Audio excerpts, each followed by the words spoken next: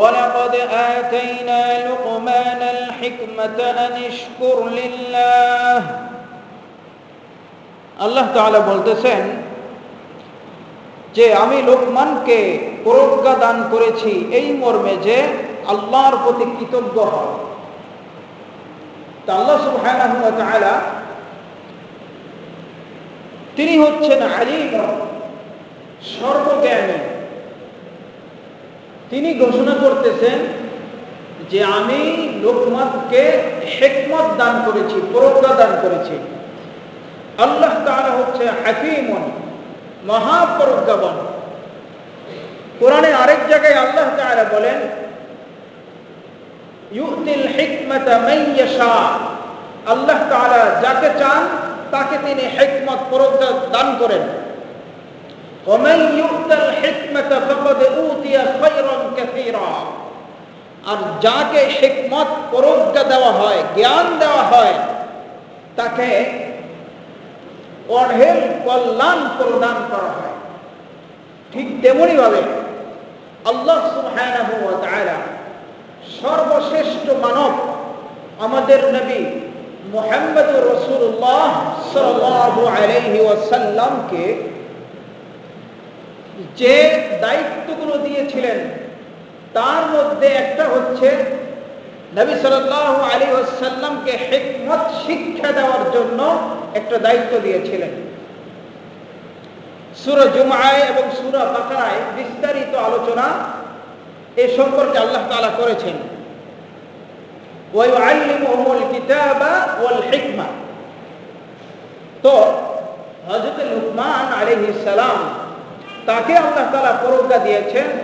প্রজ্ঞা দেওয়ার পরে তুমি জ্ঞান পেয়ে, জ্ঞানী হয়ে, শিক্ষা অর্জন করে আল্লাহ তাআলার প্রদত্ত শিক্ষা পেয়ে তুমি অহংকারী হয়ো না। আল্লাহ তাআলা হযরত লুকমানকে আদেশ করলেন যে আনিশকুর লিল্লাহ, যে তুমি আল্লাহকে শুকরিয়া আদায় করো। তো শুকরিয়া যে ব্যক্তি আদায় করে, আল্লাহ তাআলা শুকরিয়া আদায় করার মাধ্যমে সে নিজের জন্যই কল্যাণ বয়ে আনে। আর কেউ যদি আল্লাহ তাআলার শুকরিয়া আদায় না করে তাহলে আল্লাহ তাআলার অনেক বড় কোনো ক্ষতি হবে? কোনো ক্ষতি হবে না। বান্দা শুকরিয়া আদায় করলে বান্দার লাভ, বান্দা যদি ইবাদত করে বান্দার লাভ, বান্দা যদি ইবাদত না করে, বান্দা যদি শুকরিয়া আদায় না করে তাহলে ওই মানুষেরই ক্ষতির সম্মুখীন হতে হবে, আল্লাহ তাআলার কোনো ক্ষতি হবে না। আল্লাহ সুবহানাহু ওয়া তাআলা বলেন ওয়া মান ইয়াশকুরু ফাইন্নামা ইয়াশকুরু লিনাফসিহি, যে ব্যক্তি শুকরিয়া আদায় করে সে নিজের জন্যই শুকরিয়া আদায় করে। ওয়া মান কাফারা ফাইন্নাল্লাহা গনিয়্যুন হামিদ, আর যে ব্যক্তি কুফরি করলো, না শুকরিয়া আদায় করলো, সে যেন জেনে নেয় নিশ্চয় আল্লাহ তাআলা গনি, আল্লাহ তাআলা অমুখাপেক্ষী এবং আল্লাহ তাআলা হামিদ তথা চির প্রশংসিত। তুমি প্রশংসা করলেও আল্লাহ প্রশংসিত, না করলেও আল্লাহ প্রশংসিত। তুমি যদি আল্লাহ তাআলার প্রশংসা করো তাহলে তুমি তোমার কল্যাণ বয়ে আনলা, আর যদি তুমি আল্লাহ তাআলার না শুকরিয়া আদায় করো তাহলে আল্লাহ তাআলার আযাব, আল্লাহ তাআলার শাস্তির সম্মুখীন তোমাকে হইতে হবে। এরপরে আল্লাহ সুবহানাহু ওয়া তাআলা হযরতে লুকমান আলাইহিস সালাম এবং তার সন্তানের কথা উল্লেখ করেছেন সূরা লুকমানের ভিতরে। যে একজন আদর্শবান পিতা, আদর্শবান ম্যান, সে কি করে? সে তার সন্তানকে সুশিক্ষা দেয়, তাদেরকে ভালো ভালো উপদেশ দেয়, সৎ কথা বলে, কল্যাণমূলক কথা বলে। তো সেই দৃষ্টিকোণ থেকেই হযরত লুকমান আলাইহিস সালাম তিনি তার সন্তানকে উপদেশ দিচ্ছেন। 9টা উপদেশ দিয়েছেন, আর মাঝখানে আবার আল্লাহ তাআলা 2টা উপদেশ নিজের পক্ষ থেকে উল্লেখ করেছেন। মোট কয়টা হইল? 11টা হইল। আমরা 11টাই সংক্ষেপে জেনে নেব ইনশাআল্লাহ।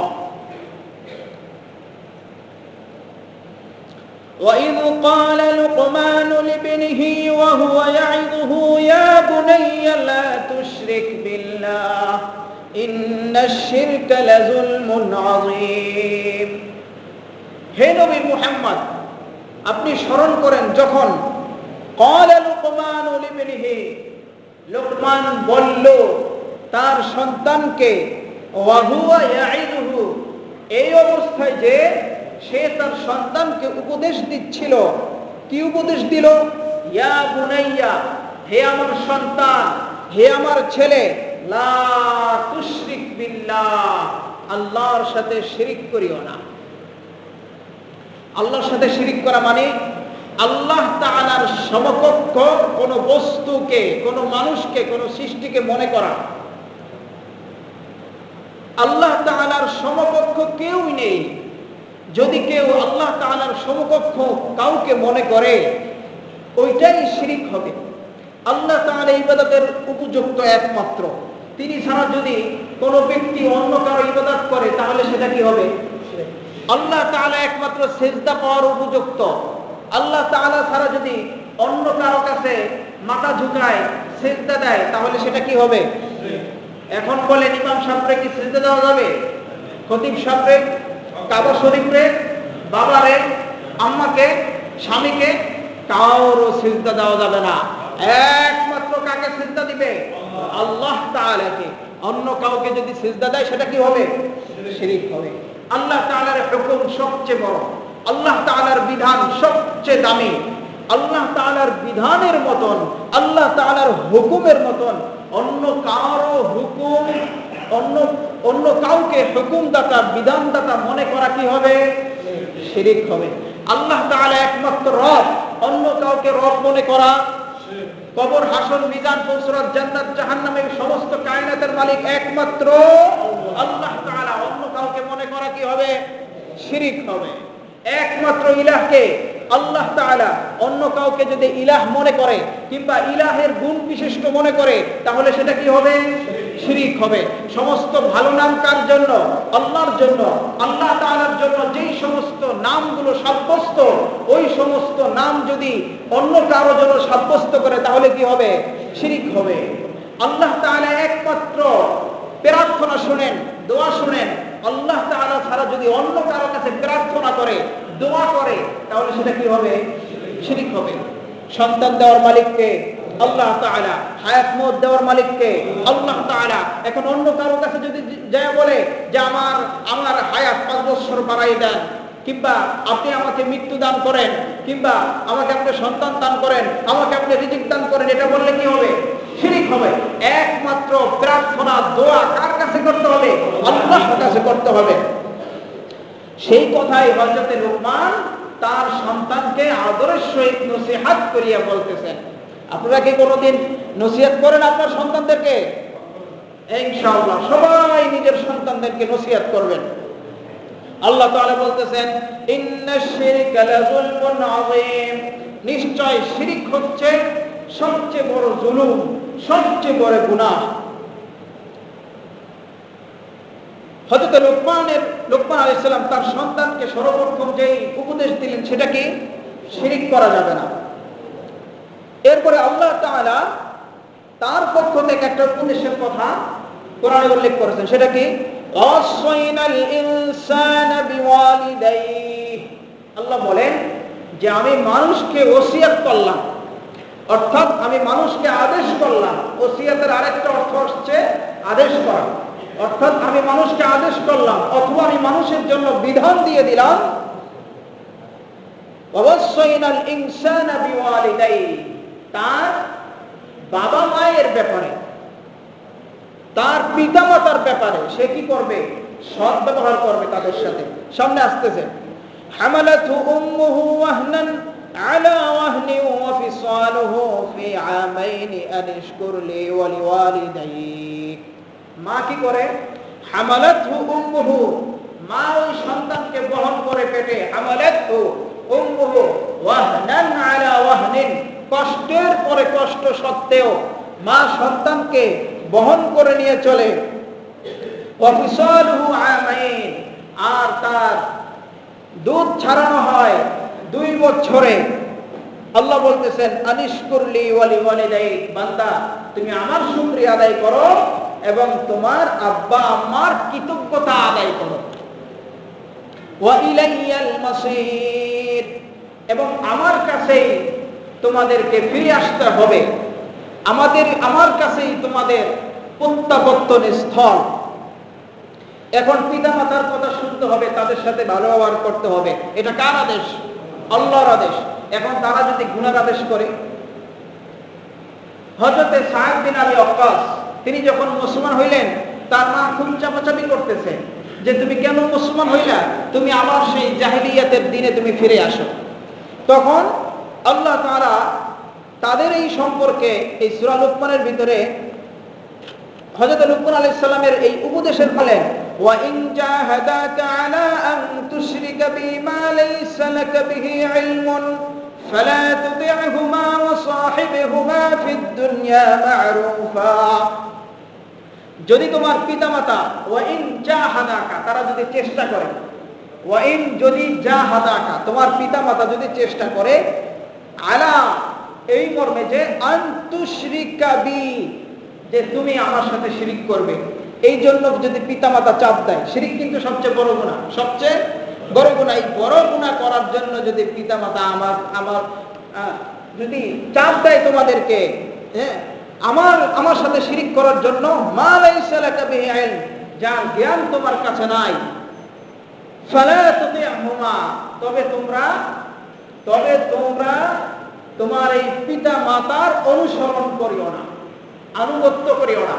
হাদিসের ভিতরে আসছে লা তাআতা লিমাখলুকিন ফি মা'সিয়াতিল খালিক, যে আল্লাহ তাআলার অবাধ্য হইয়া কোন মাখলুকের ইতাআত করা জায়েজ নাই, হারাম।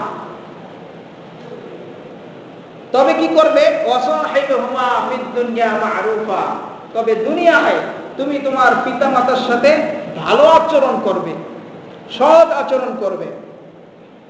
সুম্মা, আরো বলছেন ওয়াত্তাবি' সাবিলা মান আনাবা ইলাই, আরেকটা কাজ করবে, ওয়াত্তাবি', তুমি অনুসরণ করে চলবে, সাবিলা মান আনাবা ইলাইয়া, যে ব্যক্তি আমার প্রতি অভিমুখী হয়ে চলে, আমার দিকে ঝুঁকে অভিমুখী হয়ে চলে, তোমরা তার আনুগত্য করবে। সুতরাং আপনার দেখা অনুযায়ী, আপনার চোখের সামনে যে ব্যক্তি আল্লাহওয়ালা, আল্লাহকে ভালোবেসে চলে, আল্লাহর অভিমুখী হয়ে চলে, আল্লাহর পছন্দ অপছন্দ মেনে সে জীবন ধারণ করে, আপনারা তাদের অনুসরণ করবেন। যে ব্যক্তি আল্লাহ এবং তার রাসূলের অনুসরণ করে না, তাদেরকে অনুসরণ করা যাবে? তাদেরকে অনুসরণ করা যাবে না। যে আল্লাহ এবং তার রাসূল, আল্লাহর কোরআন এবং রাসূলের সুন্নাহ, সাহাবাদের পথ মেনে যে চলে, তার অনুসরণ করবে।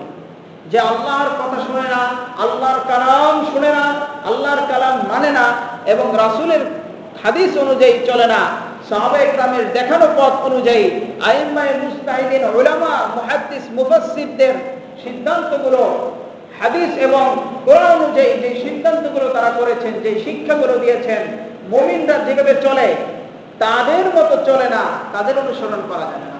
শুধুমাত্র অনুসরণ করবেন কার? আল্লাহ তাআলা, রাসূলের সুন্নাহ এবং ওয়াত্তাবি' সাবিলা মান আনাবা ইলাইয়া, যে ব্যক্তি আল্লাহর অভিমুখী হয়, আল্লাহর অভিমুখী হয়, তার অনুসরণ করে চলবে। আল্লাহ বলতেছেন সুম্মা ইলাইয়া মারজি'ুকুম ফাউনাব্বিউকুম বিমা কুনতুম তা'মালুন, অতঃপর ইলাইয়া মারজি'ুকুম, আমার কাছেই তোমাদের প্রত্যাবর্তন স্থান, আমার কাছেই তোমাদেরকে রুজু হইতে হবে। ফাউনাব্বিউকুম বিমা কুনতুম তা'মালুন, আমি তখন তোমাদেরকে বলে দিব তোমাদের কাজসমূহ কি। তোমরা দুনিয়ায় যা কিছু করবা সব হিসাব আল্লাহ তাআলার কাছে আছে। যেদিন আল্লাহর কাছে আবার ফিরে যাবা, সব আল্লাহ তাআলা তোমাকে বলে দিবে, বর্ণনা করবে, বান্দা তুমি কিন্তু এটা করছি না। যদি ভালো কাজ করে সেটারও জাযা পাবে, মন্দ কাজ করলেও জাযা পাবে। ছোট ছেলে মেয়ে যখন কথা শুনে না, বাবা মার কথা শুনে না, বাড়ির বাইরে চলে যায়, বাবা মা কি বলে তখন? যাই করো না কেন সন্ধ্যাবেলা কিন্তু বাড়িতে আসতে হবে। এটা কি করে? এটা বলে সতর্ক করতেছে ওই সন্তানদেরকে, যাই করো না কেন সন্ধ্যাবেলায় কিন্তু কোথায় আসতে হবে? সারাদিন তুমি এখানে ওখানে বাজারে হাটে যেখানেই যাও না কেন আমার কথা শুনো না, ভাবে বলে সন্ধ্যাবেলায় আবার বাড়িতেই কিন্তু আসতে হবে। তো আল্লাহ তাআলা বলতেছেন সুম্মা ইলাইয়া মারজিউকুম, আমার পথে চলবে না, আমার রাসূলের সুন্নাহ মেনে চলবে না, শেষমেশ কিন্তু আবার আমার কাছে আসতে হবে, এতে কোনো সন্দেহ নাই। এটা কিন্তু আল্লাহ তাআলা সতর্ক করতেছেন বান্দাদেরকে। এরপরে হযরত লুকমান আলাইহিস সালামের উপদেশ আবারও উল্লেখ করা হচ্ছে, ইয়া বুনাইয়া ইন্নাহা ইন তাকুম মিসকালা হাববাতিন মিন খারদালিন ফাতাকুন ফি সাখরাতিন আও ফিস সামাওয়াতি আও ফিল আরদি ইয়াতি বিহা আল্লাহ ইন্নাল্লাহা লাতীফুন খাবীর। ইয়া বুনাইয়া, হে সন্তান, ইন্নাহা ইন তাকুম মিসকালা হাববাতিন মিন খারদালিন, যদি সরিষা পরিমাণ তথা ভালো কাজ এবং মন্দ কাজ, নেক পুণ্য এবং গুনাহ যদি থেকে থাকে, ফাতাকুন ফি সাখরাতিন, এবং তোমার এই আমলটা যদি কোনো পাথরের মধ্যে থাকে, আও ফিস সামাওয়াতি আও ফিল আরদি, অথবা আসমান সমূহের মধ্যে থাকে অথবা জমিনের মধ্যে থাকে, ইয়াতি বিহা আল্লাহ, সেটাও আল্লাহ তাআলা নিয়ে আসবেন, সেটাও আল্লাহ তাআলা হাজির করবেন। সুতরাং তোমরা তোমাদের আমল কি করো? তোমরা তোমাদের আমল বুঝিয়ে শুনিয়া করিও। তুমি যদি ভালো কাজ করো সেটাও আল্লাহ তাআলার কাছে লিখে রাখতেছে ফেরেশতারা, আর মন্দ কাজ করলেও সেটাও আল্লাহ তাআলার খাতায় ফেরেশতারা লিখে রাখতেছে। আল্লাহ তাআলা বলেন, ইন্নাল্লাহা লাতীফুন খাবীর, নিশ্চয় আল্লাহ গোপন ভেদ জানেন, সব কিছু খবর রাখেন। তো আল্লাহ তাআলা মানুষের গোপন ভেদ জানেন, সব কিছুর খবর রাখেন। আল্লাহ তাআলার কাছে গোপন করা এবং লুকানোর মতো আমাদের কাছে কিছুই নাই। আল্লাহ বলেন, হযরত লুকমান আলাইহিস সালামের উপদেশ তিনি উল্লেখ করেছেন। হযরত লুকমান আলাইহিস সালাম পরে বলতেছেন, ইয়া বুনাইয়া, হে আমার ছেলে, আকিমিস সালাহ, নামাজ কায়েম করো। কি করো? নামাজ কায়েম করো। উম্মতে মুহাম্মাদের উপরে কয় ওয়াক্ত নামাজ ফরজ? 5 ওয়াক্ত নামাজ ফরজ। কয় ওয়াক্ত? জুমার নামাজ ফরজ, ওয়াজিব না সুন্নাত? ফরজ। কে ফরজ? জুমার নামাজ কে ফরজ, আর 5 ওয়াক্ত নামাজ ফরজ। এখন অনেকে আমরা মনে করি জুমার নামাজ পড়তে হবে, আর জুমার নামাজ পড়তে আমরা আসি, আর ওই 5 ওয়াক্ত নামাজের ব্যাপারে কি আমরা উদাসীন, গাফেল। অথচ জুমার নামাজ যেমন ফরজ, যে আল্লাহ তাআলা ফরজ করেছেন, ওই 5 ওয়াক্ত সালাতও ওই আল্লাহ তাআলাই এই বান্দাদের উপরে কি করেছেন? ফরজ করেছেন। আল্লাহ রাসূল সাল্লাল্লাহু আলাইহি সাল্লাম ইসলামের ভিত্তি বর্ণনা করেছেন 5টা। বুনিয়াল ইসলামু আলা খামসিন। 1 নম্বরে আল্লাহ তাআলা এক এবং মুহাম্মদুর রাসূলুল্লাহ আল্লাহর রাসূল, এই সাক্ষ্য দিতে হবে। 2 নম্বরে কি? সালাত, নামাজ। 2 নম্বরে কি? নামাজের কথা আল্লাহ রাসূলুল্লাহ সাল্লাল্লাহু আলাইহি সাল্লাম উল্লেখ করেছেন। ঈমানের ভিত্তি 5টাই, 5টার মধ্যে 2 নম্বরে কি? নামাজের কথা উল্লেখ করেছেন। এখন যে ব্যক্তি এই নামাজ আদায় করলো না, তার ঈমানের ভিত্তি কি আছে? তো আমরা অনেকে মনে করি যে এই যে জুমার নামাজ এই ফরজ, আর এই 5 ওয়াক্ত নামাজ এইটার প্রতি আর আমরা গুরুত্ব রাখি না, এই 5 ওয়াক্ত নামাজও কি ফরজ। এখন কেউ যদি উদাসীন হয়ে যায় 5 ওয়াক্ত নামাজ সম্পর্কে, আল্লাহ তাআলার আদেশ যখন তার কানে চলে আসলো, আর তার এই গাফলতি করার কোনো সুযোগ থাকবে না। আল্লাহ বলেন, হযরত লুকমান আলাইহিস সালামের যে উপদেশ তিনি উল্লেখ করেছেন, হযরত লুকমান আলাইহিস সালাম তার সন্তানকে বলতেছে, ইয়া বুনাইয়া আকিমিস সালাহ ওয়া'মুর বিল মা'রুফ ওয়ানহা আনিল মুনকার, তুমি ভালো কাজের আদেশ দাও, ওয়ানহা আনিল মুনকার, এবং খারাপ কাজের নিষেধ করো। ওয়া'মুর, আদেশ করো, বিল মা'রুফ, ভালো কাজের, ওয়ানহা, নিষেধ করো, আনিল মুনকার, মন্দ কাজ থেকে। এখন ভালো কাজ কি মন্দ কাজ কি আমরা সকলেই তো মোটামুটি জানি। যেই সমস্ত বিষয় হারাম সেই সমস্ত কাজ কি মন্দ, আর যেই সমস্ত বিষয় আল্লাহ তাআলা ফরজ করেছেন, কোরআনে করতে বলেছেন, রাসূলুল্লাহ সাল্লাল্লাহু আলাইহি সাল্লাম হাদিসে করতে বলেছেন, সেইগুলা কি? সেইগুলা ভালো কাজ। আর যেইগুলা গুনার কাজ সেইগুলা কি মন্দ কাজ। আর যেইগুলা নেকির কাজ সেইগুলা কি ভালো কাজ। এখন কোন কোন কাজ করলে নেকি হবে? সেই সমস্ত কাজ হচ্ছে ভালো কাজ। এই ভালো কাজের নিজেই খালি করলে হবে নাকি আরেকজনকে করতে বলতে হবে? আরেকজনকে করার জন্য কি করতে হবে? আদেশ করতে হবে। আর মন্দ কাজ কেউ করলে সেটা কি করতে হবে? নিষেধ করতে হবে। আর নিষেধ করার কয়টা মাধ্যম? তিনটা মাধ্যম। আল্লাহ রাসূল সাল্লাল্লাহু আলাইহি ওয়াসাল্লাম হাদিসের ভিতরে বলছেন যে মান রাআ মিনকুম মুনকারান ফালইউগাইয়িরহু বিয়াদিহি, তোমাদের সামনে যদি কেউ কোনো মন্দ কাজ হইতে দেখে সে কি করবে? হাত দিয়ে তা প্রতিহত করবে। ফাইন লাম ইস্তাতি', আর যদি হাত দিয়ে না পারে ফাবিলিসানিহি, তাহলে কি দ্বারা? মুখ দ্বারা। আর যদি মুখ দিয়ে না পারে ফাইন লাম ইস্তাতি', তাহলে ফাবিকলবিহি, তাহলে তার কলব দ্বারা কি করবে? কলব দ্বারা হাত দিয়ে কি করবে? প্রতিহত করবে। হাত দিয়ে না পারলে কি দ্বারা? মুখ দ্বারা। মুখ দিয়ে না পারলে কলব দ্বারা প্রতিহত করতে বলছেন। পরিকল্পনা করবেন যে কেমনে এটাকে ভালো করা যায়, এই লোকটাকে কেমনে ভালো করা যায়, তার মন্দ কাজ থেকে কিভাবে তাকে বাঁচানো যায়, জাহান্নামের রাস্তা থেকে কিভাবে তাকে বাঁচিয়ে তাকে কি করা যায়?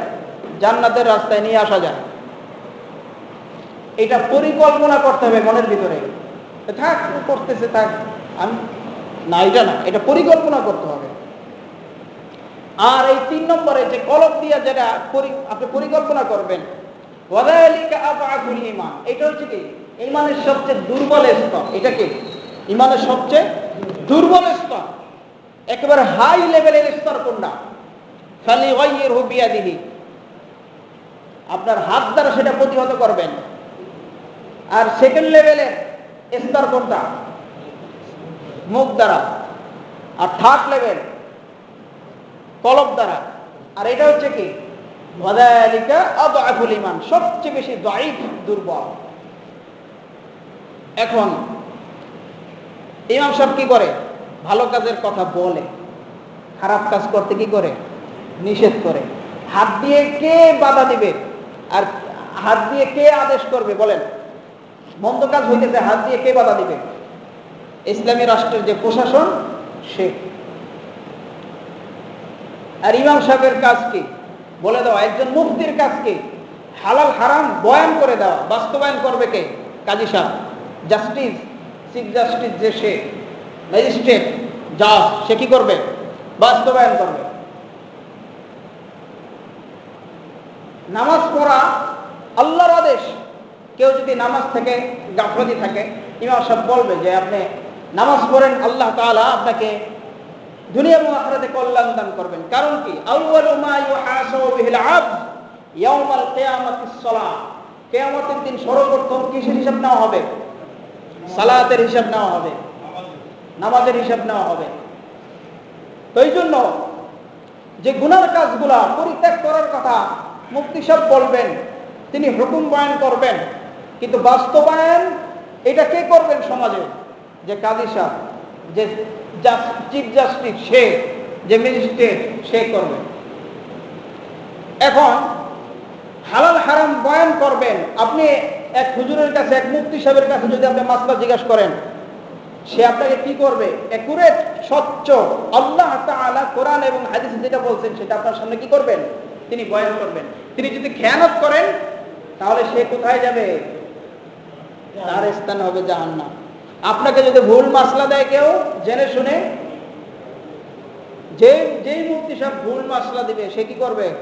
কোন মুফতি সাহেব যদি বলে মদ খাওয়া, খাও, এটা হালাল, খাও, সে কই যাবে? জাহান্নামে যাবে। ঈমানই থাকবে না। নামাজ না বললেও চলবে, কি হইব? সাথে সাথে তার ঈমান চলে যাবে। তো এই জন্য কোরআন এবং হাদিসের কথা এটা ইমাম সাহেব বলবেনই, যে আল্লাহ ওলা বলবেনই। কেউ যদি মন খারাপ হয়, এটা কিচ্ছু করার নাই। আল্লাহ তাআলা বলতেছেন, তুমি যে এই যে ভালো কাজের আদেশ দিবা আর খারাপ কাজে নিষেধ করবা, এরপরে কি তোমার কোনো ক্ষতি হবে না? এই সূরা লোকমানের ভিতরে হযরত লোকমান তার সন্তানদেরকে বলতেছে, তার সন্তানকে, ইয়া বুনাইয়া, হে আমার সন্তান, আকিমিস সালাহ, নামাজ কায়েম করো, ওয়া'মুর বিল মা'রুফ, সৎ কাজের আদেশ করো, ওয়ানহা আনিল মুনকার, খারাপ কাজ মন্দ কাজ থেকে নিষেধ করো, ওয়াসবির আলা মা সাবা, এই কাজ যখন করবা তোমার উপরে তখন এই বিপদ চলে আসবে, ওয়াসবির আলা মা সাবা, এই বিপদে তুমি ধৈর্য ধারণ করো। ইন্না যালিকা মিন আজমিল উমুর, নিশ্চয় এটা বিরাট সংকল্পের বিষয়, বিরাট দৃঢ় সংকল্পের বিষয়। এরপরে হযরত লোকমান তার সন্তানকে বলতেছে, ওয়ালা তুসাইর খাদ্দাকা লিন-নাস, মানুষের সামনে তুমি গাল বেঁকা করো না, মানুষের সামনে তুমি গাল বেঁকা করো না, অবজ্ঞা ভরে তুমি মানুষের সামনে তুমি গাল বেঁকা করো না। ওয়ালা তামশি ফিল আরদি মারহা, আর জমিনের ভিতরে তুমি গর্ব করিয়া চলো না, একেবারে হেলে দুলে অহংকারী ভাব নিয়ে চলো না। ইন্না যালিকা ইন্নাল্লাহা লা ইউহিব্বু কুল্লা মুখতালিন ফাখুর, নিশ্চয় আল্লাহ তাআলা প্রত্যেক দাম্ভিক এবং অহংকারীকে তিনি পছন্দ করেন না। আল্লাহ তাআলা যেই বিষয়গুলো পছন্দ করে না, আমরা মুসলমান, আমরা কি সেই বিষয়গুলো করতে পারি? আমরা কোন বিষয়গুলো করব? যা আল্লাহ পছন্দ করেন, রাসূল পছন্দ করেন, যা ঈমানদারদের কাজ, সেই বিষয়গুলো আমরা ইনশাআল্লাহ করব। আল্লাহ বলতেছেন, হযরত লুকমান আলাইহিস সালামের কথা উল্লেখ করেছেন, তিনি তার সন্তানকে শেষ যেই দুইটা নসিহত করেছিলেন, বলছেন ওয়াকসিদ ফি মাশিকা, চলার ক্ষেত্রে মধ্যপন্থা অবলম্বন করো, অর্থাৎ এমন ভাবে চলবে না যে অহংকারীদের মতো চলবে না, আর একেবারে তোমার শক্তি সামর্থ্য আছে তুমি রোগীদের মতো দুর্বলদের মতো চলো না, তুমি মধ্যম পন্থা অবলম্বন করো তোমার চলার ক্ষেত্রে। ওয়াগদুদ মিন সাউতি, তোমার কণ্ঠ তুমি কি করো? তোমার কণ্ঠ তুমি নিচু করো, অর্থাৎ যেখানে তোমার কণ্ঠ নিচু করার দরকার সেখানে তুমি তোমার কণ্ঠ নিচু করবা, যেখানে তোমার কণ্ঠ কি করা দরকার, উঁচু করার দরকার, সেখানে তুমি কণ্ঠ উঁচু করবা। সাধারণভাবে ওয়াগদুদ মিন সাউতিক, সাধারণ অবস্থায় ওয়াগদুদ মিন সাউতিক, তুমি কি করবা? তোমার কণ্ঠ তুমি নিচু করবা। হাঁটা চলার ক্ষেত্রেও মধ্যপন্থা অবলম্বন, তবে যখন আপনি জিহাদে যাবেন তখন বীরের মতন, বাহাদুরের মতন চলতে